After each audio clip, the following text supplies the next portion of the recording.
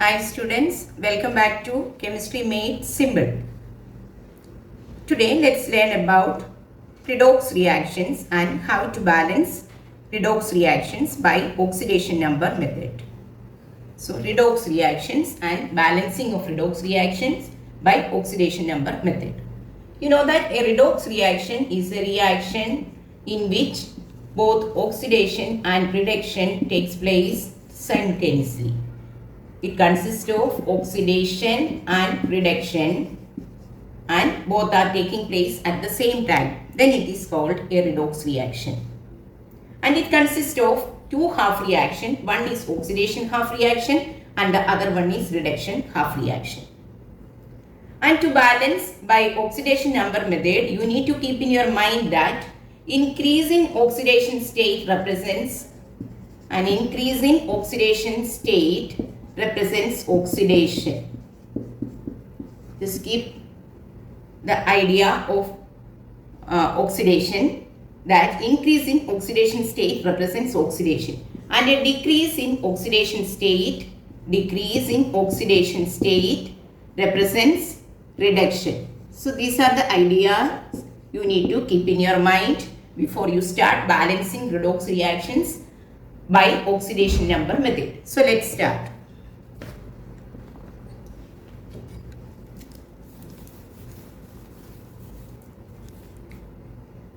Example 1.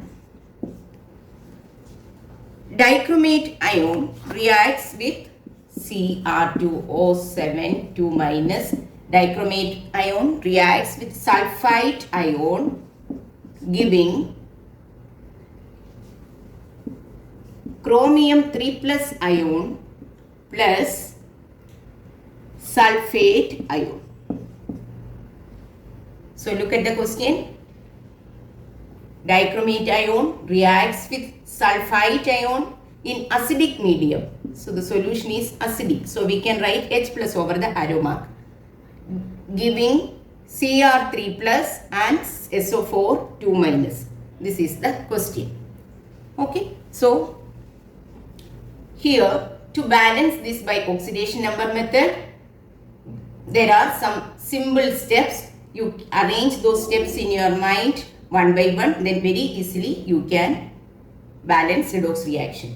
The first step is to coping down. So already the skeletal equation is written and we need to find out the balanced ionic equation for this reaction. Here the first step is to find out the oxidation state of the various elements involved in the reaction. So in the first step we need to find out the oxidation state of all the elements involved in the reaction. So here chromium, you know that chromium, the valency of chromium here is 6 plus 6. How do we find it out? Chromium we don't know, so 2 atoms are there, so take it as 2x plus oxygen, oxidation state is minus 2, so 7 atoms, then minus 14 is equal to minus 2. Sum of the oxidation states of all the atoms in a polyatomic ion is equal to the charge on the ion. So what is the oxidation state of chromium then? 2x is equal to 12, so x is equal to 6. All of you know how to calculate oxidation state, I hope. So here plus 6 is the oxidation state. Then here oxygen minus 2 we already know. Then here sulfur. What is the oxidation state of sulfur in sulfite ion? In sulfate ion the oxidation state is plus 4. And in chromium 3 plus it is 3 plus and SO4 2 minus it is plus 6. So finding out the oxidation state is O. So what is the first step? Step 1 is to finding out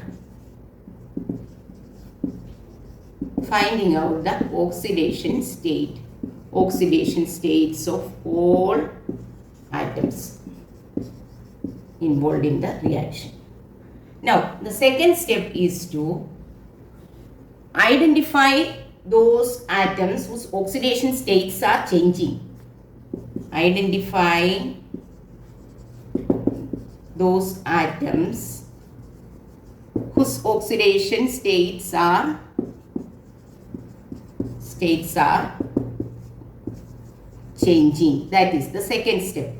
So first step, finding out oxidation state, that is over, and in the second step we need to identify those elements whose oxidation states are changing. See, already the oxidation states of all the elements are written there. Then easily you can find out the changes in oxidation state. Look here, chromium, here it is in Cr2O7 2 minus, the oxidation state is +6. And what about in chromium 3 plus? It is 3 plus. So there is a change, there is a decrease in oxidation state.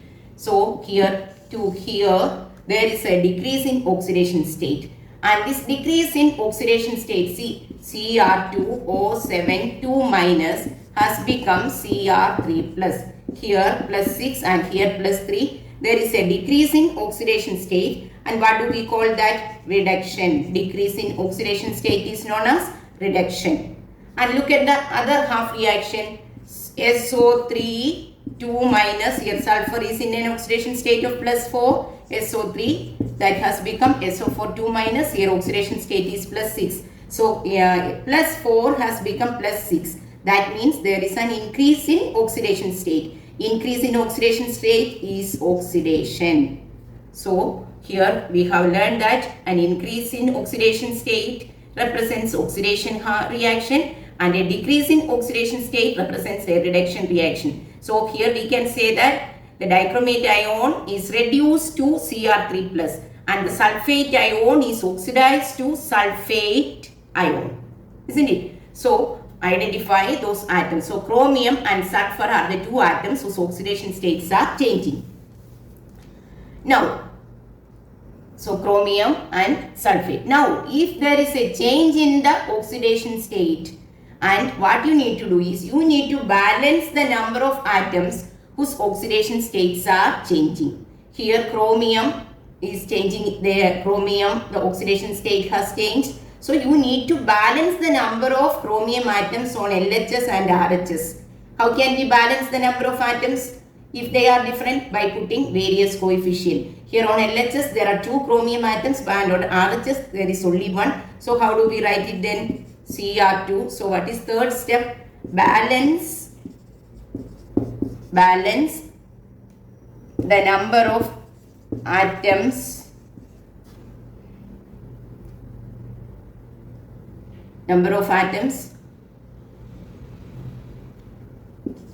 those elements, balance the number of atoms of those elements whose oxidation states are changing.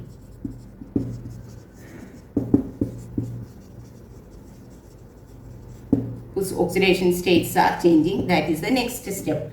So here chromium is 2, but here only 1. So we need to balance that by putting a coefficient 2 over here. And look at sulfur. There is only 1 sulfur on LHS, and right side also 1 LHS. So we will rewrite it once again. Look here.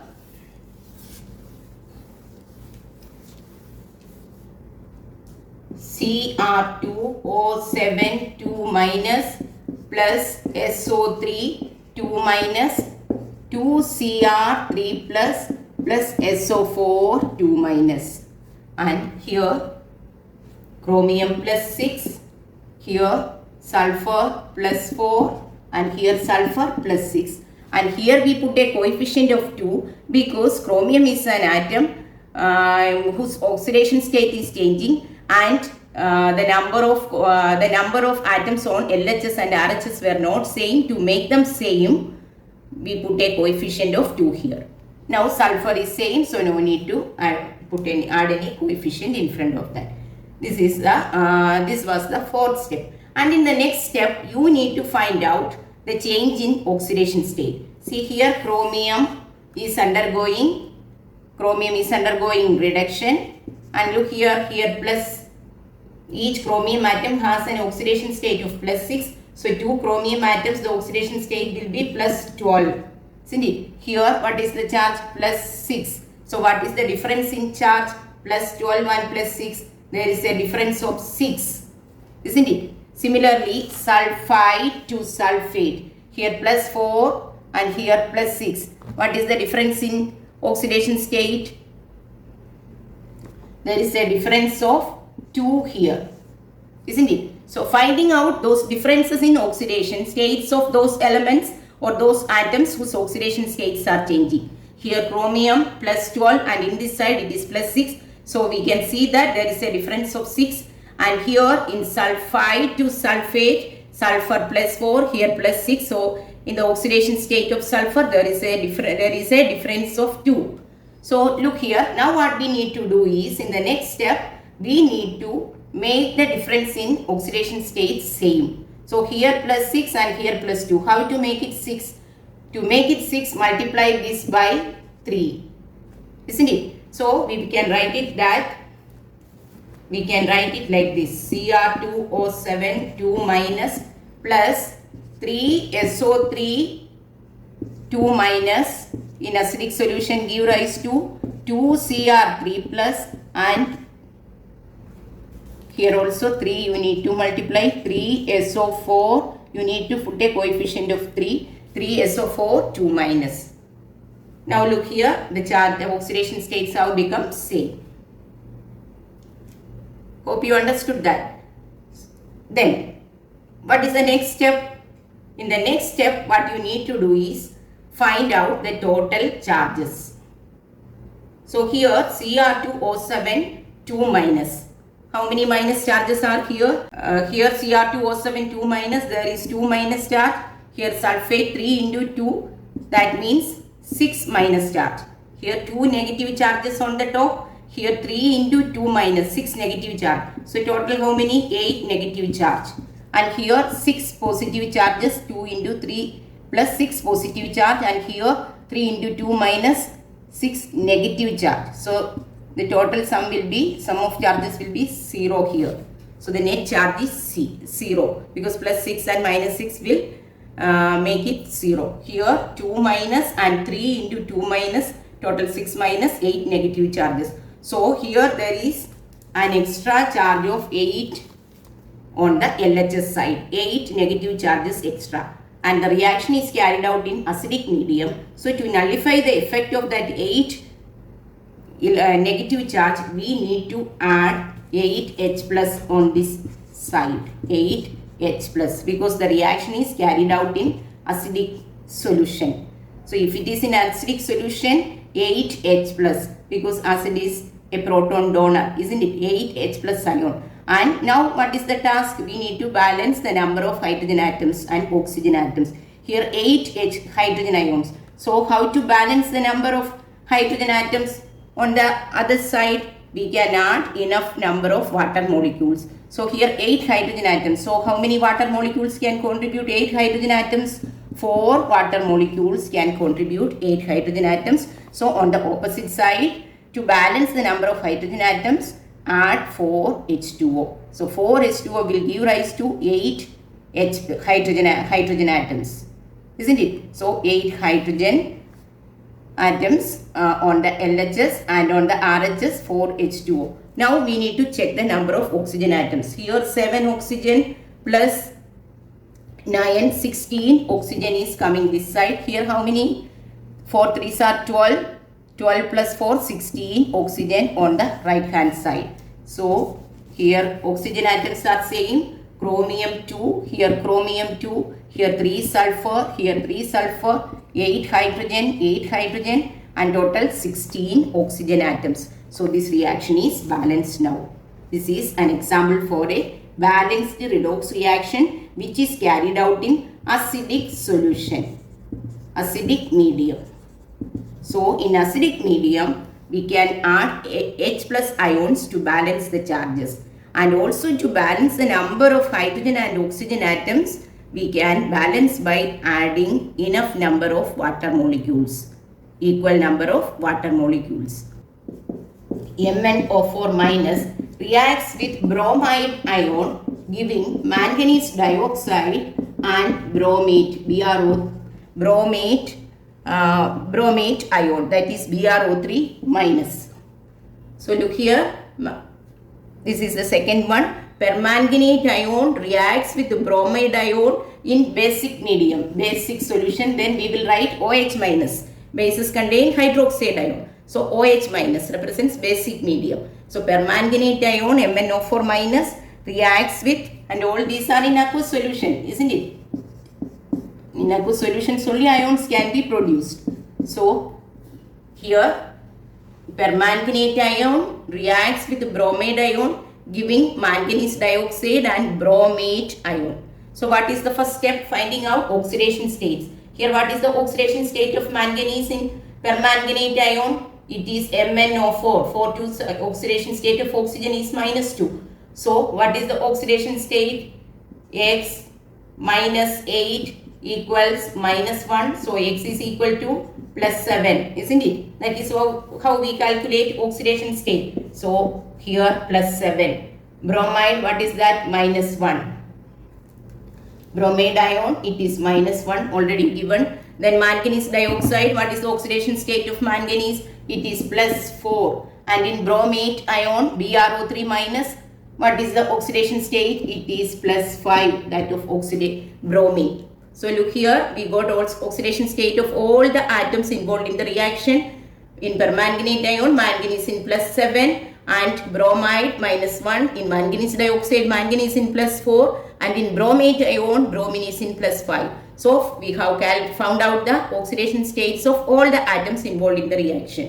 And here oxygen, in all these cases, oxidation state of oxygen is fixed, that is -2. So manganese and bromine are the two atoms whose oxidation states are changing, isn't it? So first step we have done, that is calculating the oxidation states. That is over. Step 1 over. Then in step 2, what was step 2? In step 2, we need to identify the elements whose oxidation states are changing. So here we identified them. Here manganese and bromine, both of them. Here manganese to manganese oxide, there is a decrease in oxidation state. And what do we call that decrease in oxidation state? As reduction. Decrease in oxidation state is reduction. So here what is the difference? +4. Sorry, no, okay, we will identify that manganese to +4, there is a change in oxidation state. Then bromide, Br -2, BrO3, what is the difference? When Br minus is changing to BrO3 minus, here bromine +5, here it is -1. So 5 minus -1. What is the difference in oxidation state? +6 over there.